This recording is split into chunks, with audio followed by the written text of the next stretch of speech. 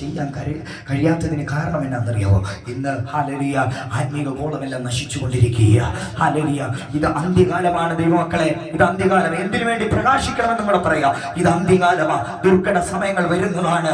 അല്ലെ, മനുഷ്യൻ സുസ്നേഹികളായി മാറിക്കൊണ്ടിരിക്കുക.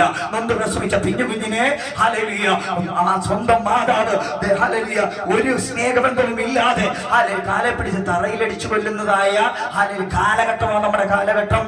ഹല്ലേലൂയ, അതുപോലെ തന്നെ നൊന്ത് പ്രസവിച്ച മാതാപിതാക്കളെ ഹല്ലേലൂയ വളരെ നിഷ്ഠൂരമായിട്ട് കൊന്നെടുക്കുന്ന കാലഘട്ടമാണ് ഈ കാലഘട്ടം. ഹല്ലേലൂയ, മനുഷ്യൻ സ്വസ്നേഹികളായി മാറിക്കൊണ്ടിരിക്കുക. ഹല്ലേലൂയ, എന്ത് ചെയ്യണമെന്ന് അറിയത്തില്ല. ഇന്നത്തെ തലമുറകൾക്ക് എങ്ങനെ നടക്കണമെന്ന് അറിയത്തില്ല. എല്ലാം അജ്ഞാനികളായി മാറിക്കൊണ്ടിരിക്കുക. എങ്ങനെയാ അജ്ഞാനികളായി മാറിക്കൊണ്ടിരിക്കുന്നത്?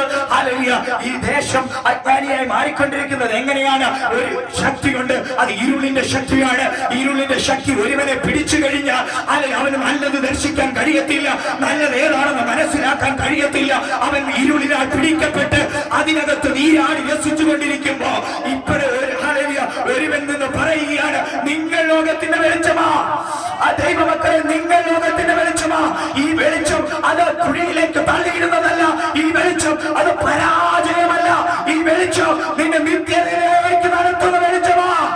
അതാണ് നസറേയനായ യേശു. ഹല്ലേലൂയ, ഓരോ കുടുംബത്തിനകത്ത് സമാധാനം നഷ്ടപ്പെട്ട്, സന്തോഷം നഷ്ടപ്പെട്ട്, കണ്ണീരും കൈമായിട്ട് ഓരോ ഭാര്യമാര് കരഞ്ഞുകൊണ്ടിരിക്കുക. എന്ത് ചെയ്യണമെന്ന് അറിയത്തില്ല. എന്റെ ഭർത്താവിന്റെ കുടി കാരണം എനിക്ക് സമാധാനമില്ല. ഹല്ലേലൂയ, എന്നെ കേൾക്കുന്ന ദേശമേ, ഹല്ലേലൂയ, നിന്റെ ജീവിതത്തിനകത്ത് സമാധാനം ഉണ്ടാകണമെങ്കിൽ, സന്തോഷം ഉണ്ടാകണമെങ്കിൽ, ഹല്ലേലൂയ, യാഗങ്ങളോ